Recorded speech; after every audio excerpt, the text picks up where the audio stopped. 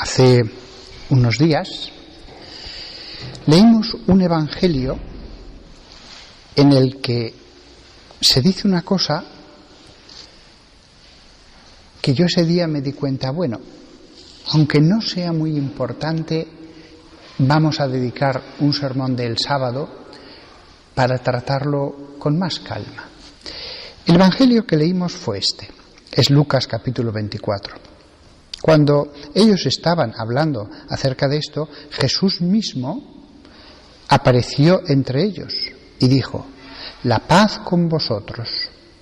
Ellos se quedaron sorprendidos y aterrados y pensaban que estaban viendo un fantasma. Él les dijo: ¿por qué estáis con miedo? ¿Por qué suben dudas a vuestros corazones? Mirad mis manos y mis pies. Mirad que soy yo mismo. Tocadme y mirad, porque un fantasma no tiene carne y huesos, como veis que yo tengo. Y cuando él había dicho esto, les mostró sus manos y sus pies, y ellos, en su alegría, todavía no creían del todo y se maravillaban. Entonces les dijo: ¿tenéis algo aquí para comer? Ellos le dieron un pedazo de pescado asado. Lo tomó y lo comió en su presencia. Creo que por lo menos una vez vale la pena que toquemos un tema en un sermón. ¿Se come en el cielo? Sé que es un tema muy pequeño y muy humilde, pero los niños se preguntan cosas así. Al cura le dicen: oiga, ¿se come en el cielo? Este tema surgió por este pasaje. De hecho, me lo preguntó mi dentista. Mi dentista me envió un correo electrónico diciéndome: he oído esto en el evangelio de esta mañana, ¿se come en el cielo? Bueno, en este sermón vamos a intentar profundizar en este tema pequeñito, que no es importante para la fe, pero que hay versículos que podemos apelar a ellos para tratar de encontrar una respuesta. Porque ya os digo de antemano que después que miremos los versículos no lo vamos a saber con seguridad. Solamente son unas indicaciones. Lo primero de todo, ¿por qué come? ¿Por qué come? De hecho, este pasaje aparece en 2 evangelistas. Solo hay una vez que Jesús coma después de la resurrección, y esa vez la cuentan 2 evangelistas, Juan y Lucas. Come por lo que dice antes.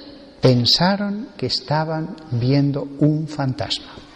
Aquí tenemos ya una primera enseñanza de este texto. Creían en los fantasmas. No se da ninguna explicación, no hay ninguna glosa. Se menciona como algo que todo el mundo conoce: fantasma. De hecho, la palabra griega es esa, y en latín se toma la misma, fantasma. ¿Y el significado cuál era? El mismo que tenemos nosotros. De hecho, hay un profesor de una universidad que se encargó de estudiar el tema de los textos que hablan de fantasmas en toda la antigüedad grecolatina. Creían lo mismo que nosotros. Ellos sabían que había espíritus malignos, pero creían también que había espíritus humanos que vagaban sin descanso. Los cristianos se pusieron a orar por ellos.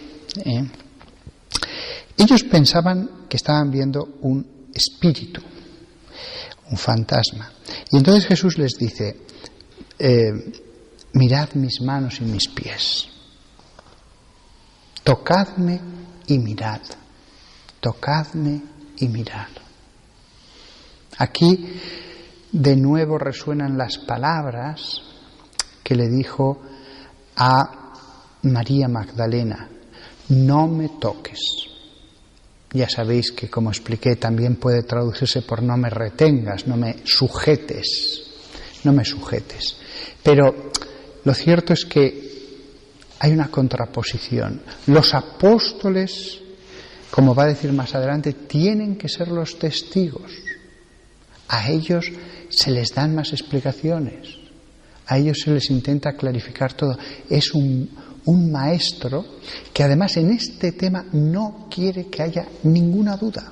Fijaos los problemas que hubiera provocado el que hubieran tenido dudas, porque este aspecto siempre hubiera podido ser problematizado, sobre todo por griegos que creían en que la materia era mala y cómo va a resucitar con cuerpo. Entonces les dice: tocadme y mirad, porque un fantasma no tiene carne y huesos, como veis que yo tengo. Y les muestra las manos. Y después, ya para recalcar más esta realidad material, tomó el pescado y lo comió en su presencia. Ya más no podía hacer. Si le tocan, ven que come, más no se puede hacer. Que esta es la razón por la que come aparece en Hechos capítulo 1, versículo 3. Hechos, el libro después del Evangelio, dice: después de su sufrimiento se presentó él mismo a ellos con muchas pruebas convincentes de que estaba vivo. Muchas pruebas convincentes. Y de hecho, en ese mismo libro, en el capítulo 10, se dice: pero a los testigos que Dios había escogido de antemano, ante nosotros comió y bebió el que se levantó de entre los muertos. Es a este tipo de pruebas a las que se refieren ellos. Estamos seguros, ha resucitado con su cuerpo. Ese cuerpo que metimos en un sepulcro, que metieron, se levantó de nuevo, vivo. Lo que pasa es que estos textos no son probativos al 100%, porque claro, ¿lo hizo Jesús porque tenía realmente que comer? ¿O lo hizo para convencer a los apóstoles de que había resucitado con su cuerpo? Nos queda la duda. Después hay 3 versículos dudosos en cuanto a que prueben que se come en el cielo. No son de mucha ayuda. Mateo 8:11: yo os digo, muchos vendrán del este y del oeste y se reclinarán a la mesa con Abraham, Isaac, Jacob en el reino de los cielos. ¿Esto es literal o es simbólico? Pues al 100% no estoy seguro. O el texto del Apocalipsis, capítulo 19, versículo 19.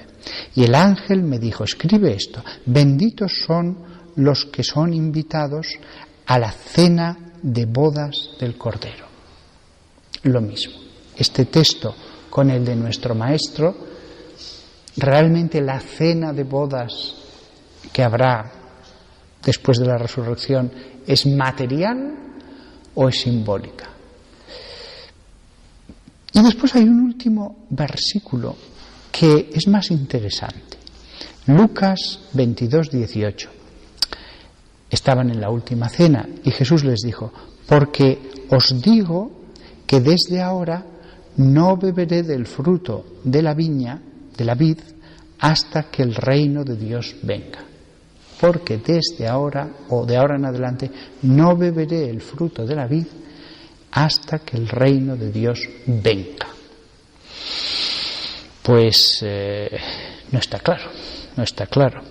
Pero fijaos, hasta que el reino de Dios venga. Luego, el otro texto de Mateo 8:11, cuando dice que muchos vendrán del oeste y del oeste y se reclinarán a la mesa con Abraham, Isaac y Jacob, también puede ser entendido de esta manera.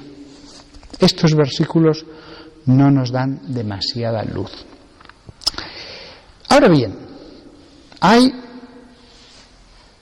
unos poquitos que sí que son muy interesantes. Apocalipsis 2:17. A los que salgan vencedores les daré de comer el maná escondido. Les daré a comer del maná escondido. Interesante. A los que salgan vencedores. ¿Y qué maná es el maná escondido? Es cierto que el maná que se conservó en el arca estaba escondido en una vasija cerrada. Expresamente se dice que se cerró y se colocó en el arca una medida de maná. Esto muchos evidentemente han visto aquí simbolizada la Eucaristía. En Apocalipsis 22:2 se dice otra cosa también muy relevante. Habla ya de la Jerusalén celeste. Es el último capítulo del Apocalipsis. El último capítulo, como podéis imaginar, son versículos muy escogidos porque es del último libro que cierra las Escrituras. Pues bien, este es el último capítulo que cierra el último libro. Y una de las cosas que se dice es, en medio de la calle principal de la ciudad, la Jerusalén celeste, y a cada lado del río crecía el árbol de la vida, que da fruto cada mes, es decir, 12 veces al año. Y después se añade un poquito más adelante que fluye del trono del Cordero el río con aguas de la vida, y se dice, en un lado y en otro del río está el árbol de la vida, produciendo 12 frutos, produciendo su fruto cada mes. Y las hojas del árbol servían como medicina para las naciones. Estaban para sanar a las naciones, sería la traducción más literal. Claro, esto es más interesante, porque nos dice el Apocalipsis que se les dará a comer del maná escondido al comienzo del libro. Y al final del libro se dice que el árbol de la vida produce frutos y que los comerán los pueblos de la tierra. ¿Es esto simbólico o es literal?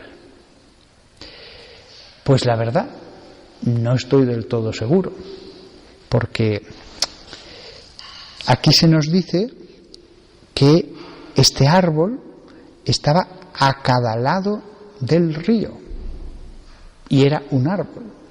He mirado el griego a ver exactamente si es que la traducción no era del todo exacta, pero se dice que el árbol de la vida está en cada lado del río y en la mitad de la calle de la Jerusalén celeste. 3 lugares menciona en 2 versículos. Es un misterio, es un misterio. De hecho, este tema va a tener una segunda parte en el sermón de mañana. Ahora, para concluir, porque hay más tela que cortar, el tema de si se come en el cielo da para 2 sermones. Pero concluyendo esta primera parte, en brevísimas frases. Los versículos de la Sagrada Escritura no afirman de forma tajante ni que se come ni que no se come. Cada uno puede tener su personal impresión. Mañana vamos a reflexionar sobre estos versículos y unos pocos más sobre el maná para ver si el Señor nos ilumina un poco más. Pero es muy interesante porque la palabra de Dios nos habla de las grandes cosas, pero también nos habla de las pequeñas. Y después de hablarnos en muchas partes de las pequeñas, pues a veces no está claro. tenemos que admitir que Dios no ha levantado el velo sobre determinadas cuestiones. Lo cual no significa que ponderar la palabra de Dios sea una pérdida de tiempo. No, siempre es útil, siempre es interesante, siempre, aunque no sepamos la respuesta, los versículos nos iluminan. Los versículos meditados nos hacen, no sé si alimentarnos de alimento material al final, pero ya aquí en la tierra, la palabra de Dios, hasta en las minucias, en los detalles, es verdadero alimento. Y nosotros, los que queremos alimentarnos de la palabra de Dios, no despreciamos nada, nada. Jesús comió, se seguirá comiendo. Es maravilloso escuchar al Padre que nos va diciendo cosas, al Padre Celestial, que se sonríe y que se calla. Es en la familia de los hijos de Dios, se sonríe y se calla. Yo le he estado pidiendo a Dios, Señor, por favor, que voy a dar este sermón, 2 sermones, si me dieras alguna pequeña iluminación. No esperaba una visión, no, por supuesto que no, porque no tengo visiones, pero sí una certeza de la reflexión. Y no, a Dios le gusta que le demos vueltas a las cosas que vienen de su boca, pero es Dios el que a veces dice, esto, por más que le des vueltas, no vas a saber.